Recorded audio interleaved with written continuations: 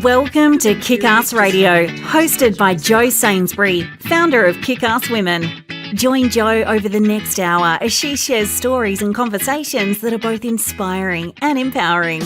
Having spent over 30 years in the corporate sector, Jo Sainsbury kicked off her heels and became a coal train driver working in the rail and mining industry. It has been her goal ever since to empower and support women who are considering a career change into an industry role, making the transition as smooth as possible. Jo is a walking, talking success story of how taking the plunge into industry can open up a world of opportunity. And you can do it too. If you're a woman working in industry or considering a career change, this is the radio station for you. Let's get into this episode of Kickass Radio.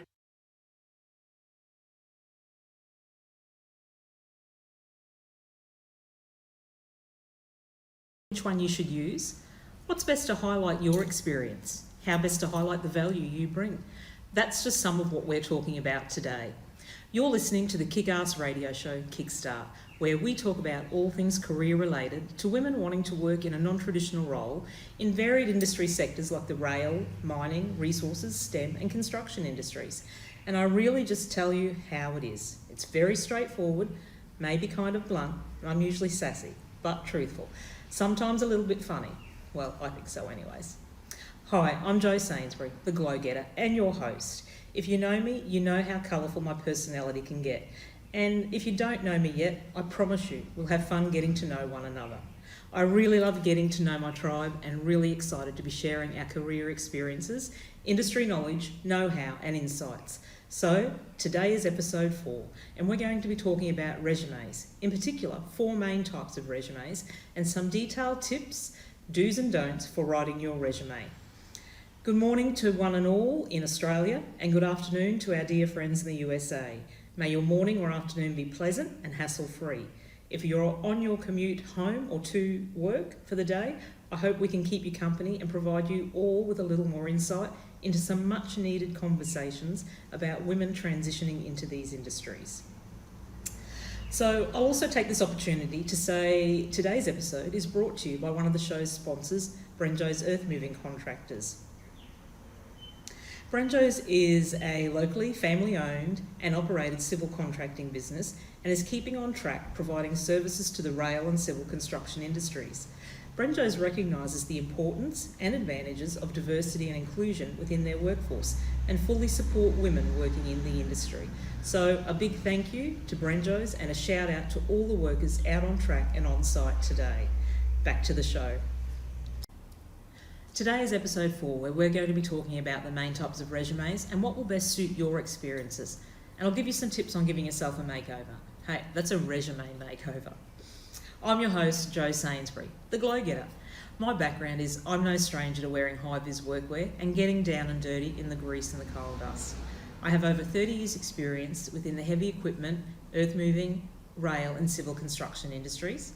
And I hit the track running, so to speak, 7 years ago and now work as a coal train driver. Yes, you heard me right, I drive a coal train and I can honestly and genuinely say I love my job. And my passion now is really wanting to encourage more women to consider these non-traditional roles and careers as I share my knowledge, career experiences and understanding of the industries. So here we are on the radio show. This might be a good time to mention that the radio show does and may contain some adult language at times. Let's get into it. Alrighty, ladies, and to the gents that may be lending their ear out there today. I'm always excited to talk to you guys about a career change and how I hope to make that transition as smooth as possible for you. Today, we're talking about resumes and we're going to be answering a few questions. Your resume is your most powerful tool in telling the story of your professional working history to potential employers. Do you need to review how to write a resume? A well-written resume that highlights your most relevant experience and qualifications or skill sets for the job will help you get selected for an interview. Before you start looking for jobs and completing online job applications, you'll need an updated version of your resume ready to upload. A resume makeover will transform your well-worn and generic resume into an eye-catching representation of who you truly are and what you can offer. First off, what is a resume? Well, the definition of the word resume is a term primarily used to refer to a document that is typically 1 to 2 pages and highlights a candidate's education, experience, and skills. So, how many types of resumes are there? And which type should I use? And does the resume have to be in chronological order? So all of these are super common questions, and many people are really curious about what type of resume they should be using when they're starting their career search. So let's dive in here. One of the few questions you want to ask yourself when you're trying to figure out which type of resume you want to use is, what do I want to highlight? And what do I want to stand out the most? What I mean by this is, when someone takes that first glance at your resume, they look at it, what do you want their eyes to go to? Do you want your skills to be displayed first? Do you want your experience to pop out? And this isn't necessarily what's at the very top first line of the page, but it's where their eyes are going to be drawn to initially. Essentially, there are 4 types of resumes out there. However, there are 2 primary styles that are commonly used today. So the 4 types out there, we'll start off. Number 1 is the chronological resume, and this resume is definitely the most popular, and it's super simple. So the resume mostly consists of highlighting your experience in terms of career growth. To do this, it focuses on your most recent career experience, and the experience is listed in chronological order, with your most recent position at the top, and going down or working backwards is your previous roles prior to that, in of course descending order. This type of resume offers an in-depth look at your career history with an emphasis on experience. Ideally, your chronological resume shows that you've grown throughout your career in a way that's easily readable for hiring managers and recruiters. And what's interesting about the reverse order is that I have seen people who have a chronological resume, but they put their oldest job at the top and they go down to the most recent. And depending on how long the resume is, this is a huge mistake.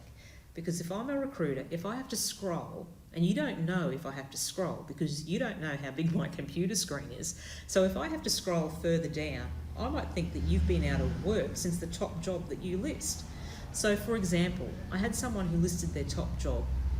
I think they started their experience back in 2010. At least that's what was first listed on the resume. I'm just thinking like, oh my gosh, what has this person been doing for the past 10 years? And not in a negative way, because there are certainly exceptions, right, for someone to take significant amount of time off for the likes of child rearing or illness, etc. But I scroll down, I'm like, oh, the resume is just back to front. But had I not scrolled, had I not taken the time, this person would have missed out on a really great opportunity. So always list your most recent position at the top and then go down from there. A typical chronological resume contains these parts: name and contact information, resume summary or your objective, professional experience, educational experience, and skills. And this type of resume is going to be the most useful when your experience or your job history or your past positions are what's going to help you get the job you're going after. And under each job role, obviously, you want to put the company you worked for with the title you had and the dates of employment. And I would just list out 3 to 6 bullet points under each position. Keep it short and sweet. Highlight what's important, but you don't want to go on and on and on. You really only want to highlight what's important and leave the rest for the interview. Highlight what the hiring manager or recruiter needs to know when they want to talk to you, okay? Resume number 2 is the functional resume. Now, if you don't have the work experience yet to support an entire chronological resume format, you may choose to highlight your skills and education using a functional resume. This type of resume is going to list out and focus on your type of skills. So realistically, a functional resume is similar to the chronological resume in that it contains the same sections, but they are in a different order. The order of your functional resume will be designed to position you in the best light, your glow, so to speak, in my lingo.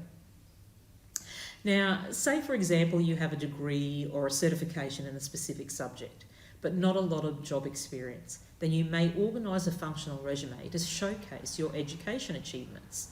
They can also be organised to feature specific skills. So if I was writing a functional resume, my main heading under my skills section might be recruiting skills.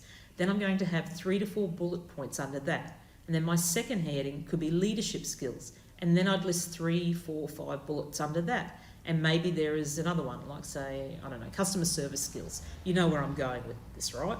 So instead of listing recruiter, I'm listing leadership skills. Instead of listing manager, I'm listing recruiting skills versus listing out my job history. In a functional resume, the chronology of experience is less important than featuring the right sections. A functional resume contains these parts: contact information, summary statement, skills group, professional experience, educational experience. Rightio, resume number 3 is the combo resume, and this one's pretty self-explanatory. It's essentially the combination of the chronological and functional resume. So with this one, about half of your resume is going to highlight your experience and the other is going to highlight your skills. So with this one, what I would recommend is instead of listing out, under each position, under your job history or your job experience section, instead of having 3 to 6 bullets under each position, I would say 2 to 4, so you can leave enough room to highlight those skills on the bottom half of the resume, the skills portion. And finally, our 4th type of resume is a job-specific or targeted resume. And this one could be a combination of all these types of resumes, but it doesn't have to be. This is simply designing and crafting a resume that is very specific to one job with one particular company, and with this you're likely going to understand the job you're applying for really well, and you're going to know exactly what the hiring manager recruiter needs, and you would have done your research on the position, on the company values, all that good stuff. So you know exactly how to tailor your resume to get to that hiring manager's attention. And that therein is a really important topic to bring up as we're talking about all 4 of these resumes and resume writing in general, is you really need to be making sure that you're being honest on your resume. Now, I understand as we're highlighting different things, right, on our chronological resume, we're highlighting experience. On our functional resume, we're highlighting our skills, but that doesn't give us the permission to lie or fudge the truth. You want to be truthful. I have seen quite a few job offers get pulled at the background check level because what someone presented to the recruiter in a resume did not match what their actual background was showing. So this is important. Don't lie. It could mean your dream job is taken away, and that's not worth it. So as a quick recap on the types of resumes we have, being the 4, number 1 was our chronological, number 2, the functional, number 3, the combination, and number 4, job-specific or targeted resume. However, as I have mentioned, the chronicle resume is the most popular for a number of reasons. For one, they offer a time-tested way to submit yourself for a position. Chronological resumes have been a professional standard in job searches used all around the world for over 100 years. In addition to their long history of being effective at obtaining a job, chronological resumes are designed to show growth and development from one job to the next. This makes them a popular choice for candidates who want to make the best impression on employers by showing career advancements and other changes in positions that result in increased responsibility. Now, in saying that, for candidates who don't have the ability to show positive growth and change, the functional resume format may be necessary. So here are some things to consider when deciding to use a functional resume format. If you are re-entering the workforce after a long time away, there are other employment gaps in your history, your job has changed often over the course of your career, or you want to enter a new field, and maybe you don't meet the experience requirements for the job you're applying for. And you guys, throughout your career, you might only use one of these or you might use all 4. You decide what is best for you and the positions you're going after and what's going to get you to your goals you have set for yourself.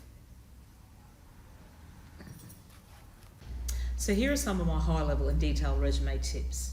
Number 1 is being honest. You have to be honest on your resume, period. No ifs, buts or ands about it. Do not lie, do not stretch the truth. Simply just be honest in your resume. Number 2 is going to be, what's the goal of your resume? Do you want to get a job in operations? Do you want to get a job in maintenance? Are you targeting a specific company? Are you targeting a specific industry? Are you targeting a specific boss or leader? So before you write your resume or rewrite your resume, figure out what your resume goal is and make sure as you start to tweak and improve and create that resume that you are tailoring it to that goal. Number 3 is that I'm going to have you show your resume to someone or several people and ask them what it is, the first thing that they notice. And whatever that thing is, I want you to ask yourself, is that what I want people to notice right away when they look at my resume? Number 4 is your resume telling the right story? Every resume has a story it's telling, and you want to make sure your resume is telling your story. Number 5 is if you were to hand your resume to someone who is not in your industry, would they be able to understand it? This is important as there are a lot of recruiters who may not understand or fully understand the industry that you're in, and if you want to make sure that you're not being overlooked because your resume is too difficult. So as a really silly example, I had at one point saw this resume and the title was like 129482 something operator, and I'm like, what the hell does that mean? And what I would have rather seen was mechanical operator, and then in brackets maybe the technology, and that of course I don't even remember what it said because it just didn't make sense, but there was numbers and letters and I'm like, what? Nowhere in the job description was the position this person was applying for. Did it have any of that weird lingo? So I was really thrown off.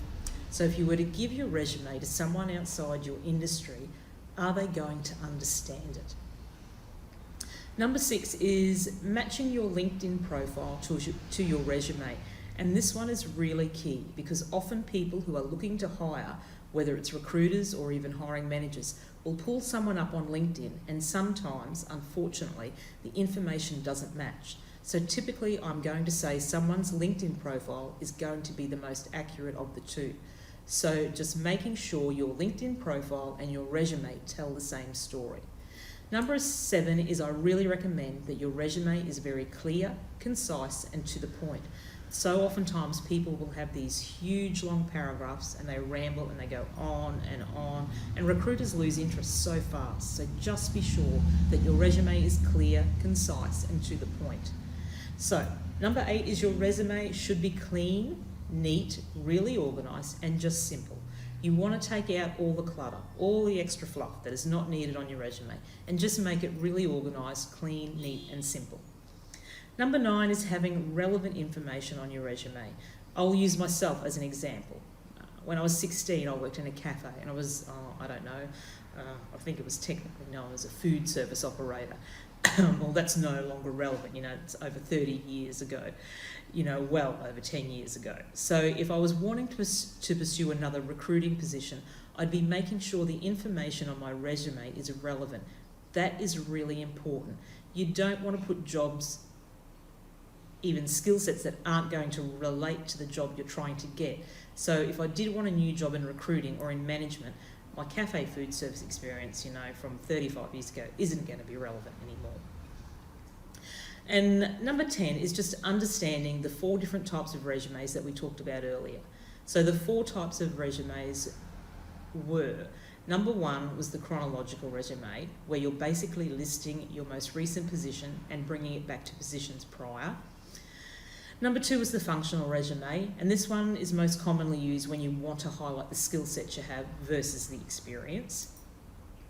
Number 3 was the combination resume. So this is basically 1 and 2 combined.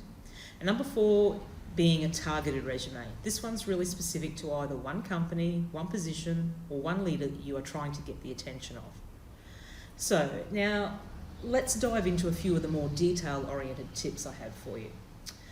First off is, as you're looking at your resume and you're looking at the fonts specifically, it needs to be something that is really easy to use and read.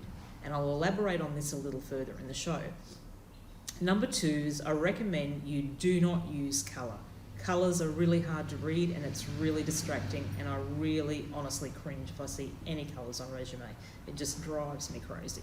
And the most popular use of colour in a resume is just to type it in simple black font in a Word, Google Docs or Pages or whatever word processing program you're using. A lot of people typically highlight their name and key categories like education, experience, skills, and then everything underneath. And then those headings are simply, or all the font is simply just simple black font. So number 3 is those same key categories that a lot of people usually would also bold the font. Stay away from italics. Italics are really hard to read and they are distracting, but you want to make some of those key categories pop out on your resume, so use the bold.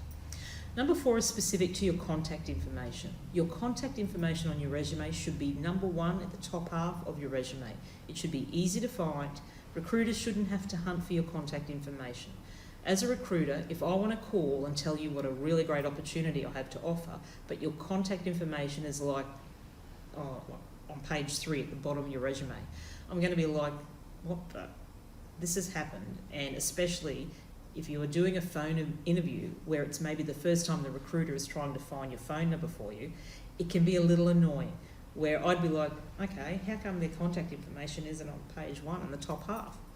I myself personally like it right at the very, very top, so it's really easy to find.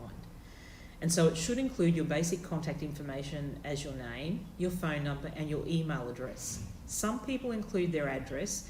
This is really a personal preference, as some people are a little bit nervous about that from a safety perspective. So if you just want to include your city and your state, that's fine. But it's really important that you have both your email address and your phone number. There are certain times when a recruiter can only call someone or they can only email you. And these days, honestly, people's preference is an email anyways. So next is making sure your phone number is on your resume. It's really important, and the phone number you want people to use during that phone interview should be the phone number on your resume. Number 5 is your education. This one's going to be your high school, TAFE college, university education. Typically, if you have acquired beyond a high school certificate. So if you have any degrees, whatever the case may be, the education section should have your higher education beyond high school. Now, if you don't have higher education beyond high school certificate, your education will just say high school certificate. And either way, it's totally fine. So again, we're going back to relevant information only, right? Number 6 is under your skills section. As you're listing out your skills, all of this should be bullet points. Some people like to paragraph out all their skills, and honestly, it's not easy to read, and most people ignore it. Bullet points are really simple. It's really quick to read, and it's easy for someone to skim.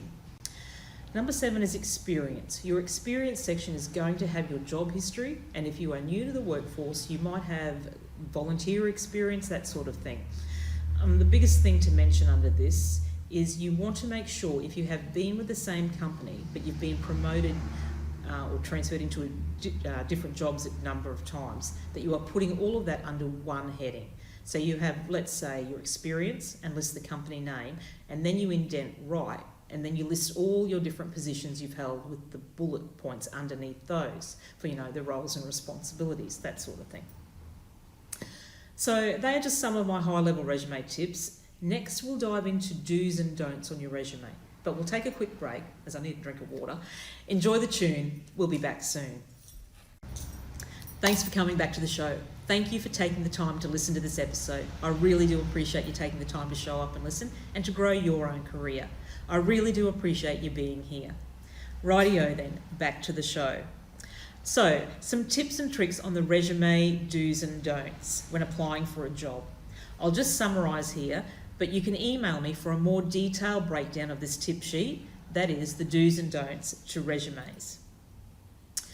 Rightio, writing your resume to highlight your relevant skills and experience can mean following some best practices for resume writing, such as proper formatting and proofreading. However, there are also some things you want to avoid, like hiding job gaps or embellishing on your skills. You can use the information I'm giving to you today to help you understand all of the resume do's and don'ts when you write your own resume. When you write your resume, there are several important elements you should include. Along with your resume summary or objective, there's work history, education, and relevant skills. You can also include additional elements as they apply to your unique position. So here's the do's that you want in your resume. Follow a template. Following a template can help guide you through each resume section when you write out your professional details. Additionally, there are many templates to choose from, and that's dependent on your style preferences. For instance, resume templates can be formatted according to the job industry, and your level of experience. You should include your skills that match the job description. It's also important that you only include the skills you have developed and are relevant to the job. So an effective approach for ensuring your skills match the job details is to reread the job description, pick out the top skills that the description mentions, then match those requirements with the relevant skills you have. Highlight a combination of your hard skills and soft skills. Plan on highlighting both your hard skills, like expertise at spreadsheeting, and your soft skills, and they can be like effective communication, leadership, and teamwork. These skills can showcase your professional abilities and can increase an employer's interest in your resume. Provide quantifiable examples of past accomplishments. You should also provide quantifiable examples of past accomplishments you made in your career. For instance, if you helped increase your organisation productivity by 50%, you should showcase that in your resume. Doing so can allow employers to get an idea of how you can be an asset and of value to their company. Write a resume summary. Consider using a resume summary rather than an objective. Unless you are entering your career or transitioning into a different career field altogether. Writing a resume summary can highlight not only your professional experience, but it can be used to showcase how you plan to achieve goals in your future role. Use impactful creative action words when listing past responsibilities. I love to create powerful statements when listing job responsibilities under your work experience, using impactful verbs like pioneered or initiated.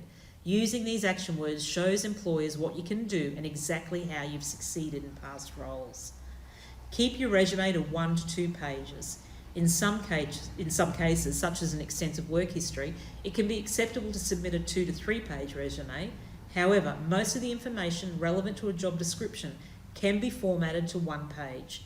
Keeping your resume 1 page long can allow employers to scan through every detail more quickly than if you had 2 or 3 pages of skills and experience. Proofread and check for grammatical errors. Make sure you proofread and check for grammatical errors in your resume. If you have time, have a friend or family member read through it to double check your work. Fix any typos, spelling errors, and any other style issues before submitting your job application. Write in an active voice to add interest and show impact. It's also effective to keep your tone active within your resume. Starting statements with impactful verbs and including specific examples of your success can help you keep your resume in active voice rather than passive voice. Optimise for applicant tracking systems. Now, in relation to ATS, applicant tracking systems, this may be a whole new world to you and you may not know about the system. So I'll try to summarise this as best I can here and now. An applicant tracking system, ATS, is a software application that enables the electronic handling of recruitment and hiring needs from receiving resumes to hiring employers. An ATS can be implemented or accessed online at varying levels of businesses, depending on the needs of the organisation. ATSs are designed for recruitment tracking purposes. In many cases, they filter applications automatically based on given criteria such as keywords. That in itself is a major key factor of an ATS, keywords. Then it looks at skills, former employers, years of experience and schools, education attended. This has caused many to adapt resume optimisation techniques similar to those used in search engine optimisation when creating and formatting their resume. The principal function of an ATS is to provide a central location and database for a company's recruitment efforts. ATSs are built to better assist management of resumes and applicant information. Data is either collected via the ATS located on the company website or is extracted from applicants on job boards. Most job and resume boards, Seek, Indeed, LinkedIn, have partnerships with ATS software providers to provide powering support and data migration from one system to another. Do plan to optimise your resume with keywords and phrases from the job description. Many organisations use applicant tracking software, ATS, to sort through resumes, and including specific skill words in your resume that you see mentioned in the job description can increase the chances that an organisation's ATS will retain your resume for an employer's review. I'm not sure whether I've mentioned before or not that hiring managers and recruiters spend an average of 6 seconds scanning your resume, but that's only if your resume passes the initial screening of an applicant tracking system or ATS. An IBM executive who is an expert on these systems estimated that 90% of large companies nowadays use ATSs. I think it's very rare to find a large company without one. So in today's world, your resume has to stand out to humans and robots alike. So here are some tips to help your resume get past the ATS and into the hands of a hiring manager or recruiter. Focus on keyword quality, not quantity. ATSs do search for relevant keywords, but they also scan for keyword stuffing or fluffing. For example, if you're applying for a marketing manager position, writing manage marketing as marketing manager for marketing firm ACE Marketing Management would likely be filtered out as overstuffed resume. A good way to gauge just how often you should use a certain keyword is to see how many times it is used in the job posting advert and stay close to that number. KISS, keep it simple, silly, that old adage. When it comes to formatting your resume, that is, keep it simple, silly. An ATS takes your resume and passes it, turning it into a text format so it can be easily searched. When there is lots of logos, pictures, etc., it makes for more difficult for the ATS to simplify. As well, stick to standard fonts like Arial and Times New Roman. The ATS cannot read fancy or customised fonts. Proofread, proofread, proofread. As we always say, never rely on spell check. An ATS is searching for specific words and does not account for any spelling mistakes. Even one error can cause the ATS to trash your resume, so make sure you double, triple, quadruple check your spelling. Stick to standard titles. You may think professional experience sounds better, but it's best to stick to the basics when it comes to section titles. Use work experience instead of professional experience or professional profile. No headers or footers. It can be hard to fit everything you want into a 1 to 2 page resume, but do not resort to using header or footer space, not even for your contact information. ATSs often just look at the page content and ignore headers and footers. Same as no lines, no tables. Avoid breaking up your resume using tables, even if they have invisible borders, and lines that stretch across the page. Some ATSs will view these as stops and are unable to scan the entire resume past that line or table. Remember your personality. Yes, the ATS is a robot, but the hope is your resume eventually will make its way to human hands. You want to ensure to balance your resume, but making it legible and easy to read for an ATS, but also not making it so tailored that it feels cold. Start building your resume that passes the ATS and human tests today. Now here's the don'ts to avoid in your resume. You can use the following tips to help you avoid these resume don'ts. First, avoid including unrelated or irrelevant hobbies and interests, like your sporting or your fishing or your camping. It's a good idea to avoid listing any of these unrelated hobbies or interests. You can include related details such as any professional groups or networking or community volunteer work that you've done. Leave out your high school activities. As you progress through your career, your high school accomplishments and activities become less relevant, especially if you hold a university degree or college degree and you have experience in your field. You might list internships or study programs that you've participated in instead. Avoid copying the exact job description for your resume. While you do want to match your skills to what's required for the job, be sure you avoid copying the exact description to use in your resume. Instead, list 3 to 5 key skills and requirements from the description and create your resume around them. Leave out the resume objectives. Resume objectives can generally be reserved for entry-level candidates and candidates who are transitioning out of their current careers entirely. Opt for a resume or professional summary instead, where you can highlight your expertise, accomplishments, and your capabilities for the job. Skip the bright colours and whimsical fonts. It can be acceptable and even attractive to use subdued colours and neutral fonts like dark blue or grey. However, I suggest avoid colours altogether. Opt for traditional print like Arial, Verdana or Sans, and in black, simple black colour. Avoid using coloured resume paper. Some resume paper comes in bright colours than the traditional white or ivory. However, opt for one of these traditional paper colours and avoid using any colours, bright colours. Hiding job gaps on your resume. Avoid time gaps on your resume and online profiles. If you have a gap in your resume between jobs, avoid hiding it. Instead, list your experience as you would normally and prepare to explain your job gap during future interviews.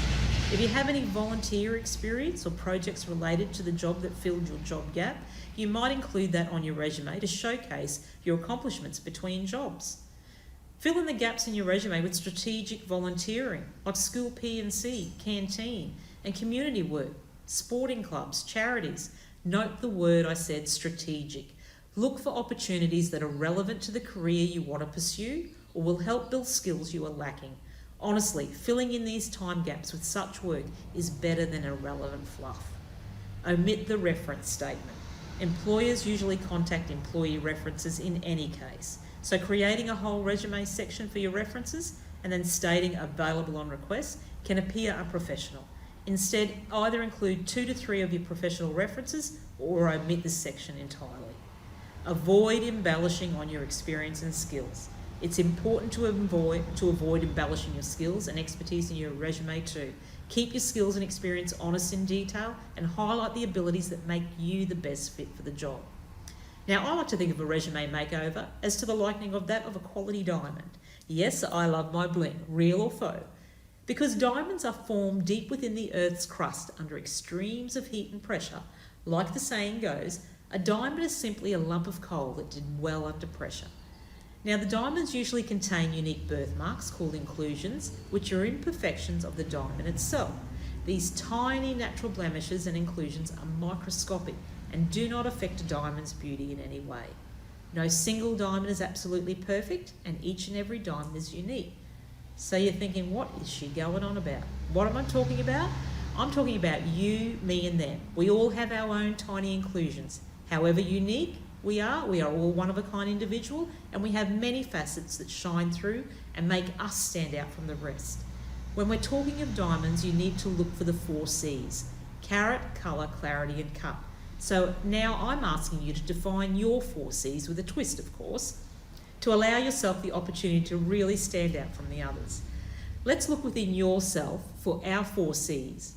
And the 4 C's I talk are clarity, choice, chance and change. So here's my interpretation of the 4 C's.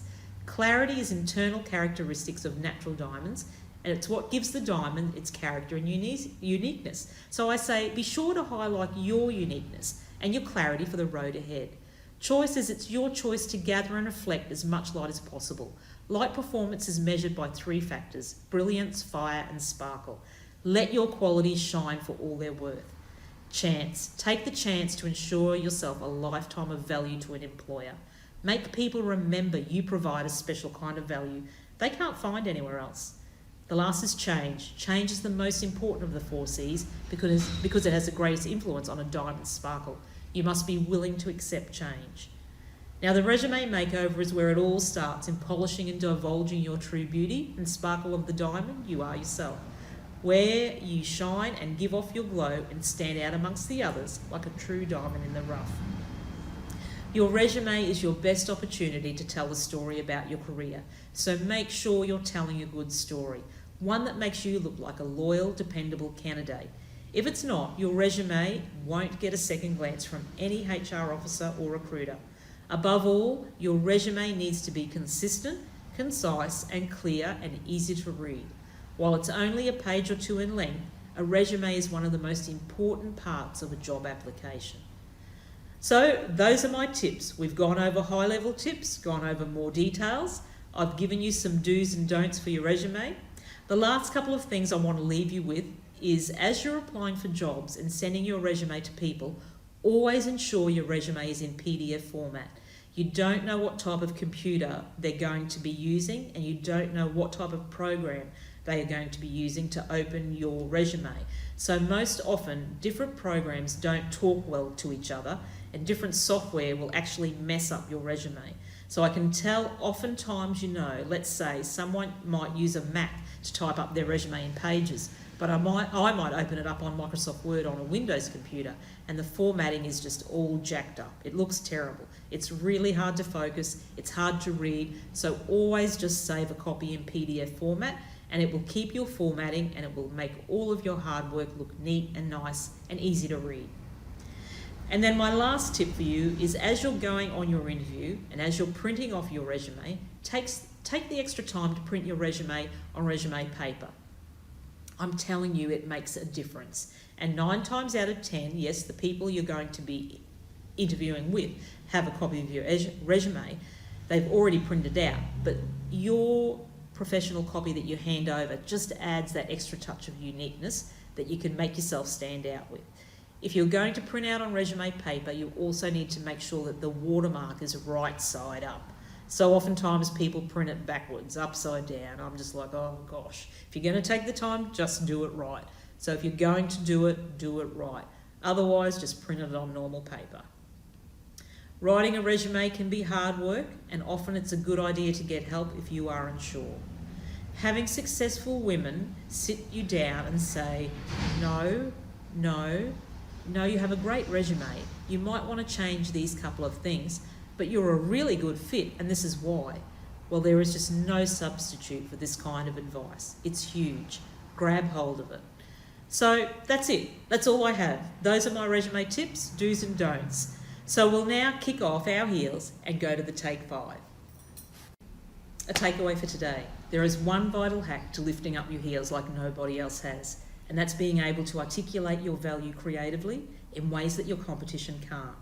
How you tell your story makes all the difference. Create a resume that shows you're ready for the curveballs your new role might serve you, because you so totally are. Here are your Take 5 tips for your resume makeover. 1. Preparation is key. Cleanse, exfoliate, and clean up that CV. 2. Apply the foundation. Create a good CV base. 3. Use mascara. Highlight your skill sets. It draws attention to your vision. 4 is lip shade. Always exercise utilising keywords to complement your tone. And 5 is highlight. Illuminate. Get your glow on. And lastly, here's your safety share for today. A makeover shouldn't turn you into someone else. It should lead to a better you. That's what the makeover is about. You, only better. They're great wise words from Oprah Winfrey. So that's it. That was pretty well full throttle or pedal to the metal today.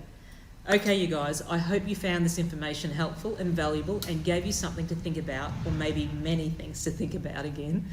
As always, thank you for taking the time to listen to this episode. I really do appreciate you taking the time to show up and listen and to grow your own career. Where are we? Come back next week, where we're going to be talking about interviewing and how interviewing and dating are very similar. Yes, you heard me right. Got you intrigued? It's a date then. Today's episode was brought to you by Brenjo's Earth Moving Contractors. They're keeping on track. Make sure to follow me on my Kickass Women or Jo Sainsbury social media pages if you haven't already, where we will break down this episode throughout the week. And I would really love to hear from you guys. I love it when you reach out and you give me your feedback and any suggestions you may have for topics you may wish for me to discuss on the radio show in regards to women pursuing a career within these industries. Also, if there is something you're struggling with, or if you're wanting additional help with, you want to dig deeper, you need some direction, maybe you need help with your resume or career coaching, let me know, and if I can help out, I'd very much love to. You can send me an email. My email is Jody, Jody, @kickasswomen.com.au, or find me on Facebook at facebook.com/kickasswomenaustralia. And be sure to stay tuned for future episodes. I'd love to hear from you, so show some love for your new radio show by leaving me a review on BBS Radio Network, Kickass Radio. Well, that's it. That's all for today's show of Kickass Radio. Thanks for your company and for listening to Kickass Radio. It's not goodbye, but see you later. Stay safe and well. You guys rock. Go out there and have a great day or evening. Keep in touch. POSComms. Go on, get your glow on. Become a glow-getter. Thanks for tuning in to another episode of Kickass Radio, where we kick goals and deliver empowering conversations for women. Want to hear more from Kickass Women and Jo Sainsbury? Visit the Kickass Women website or follow Kickass Women on Facebook, LinkedIn and Instagram. See you on the next episode of Kickass Radio.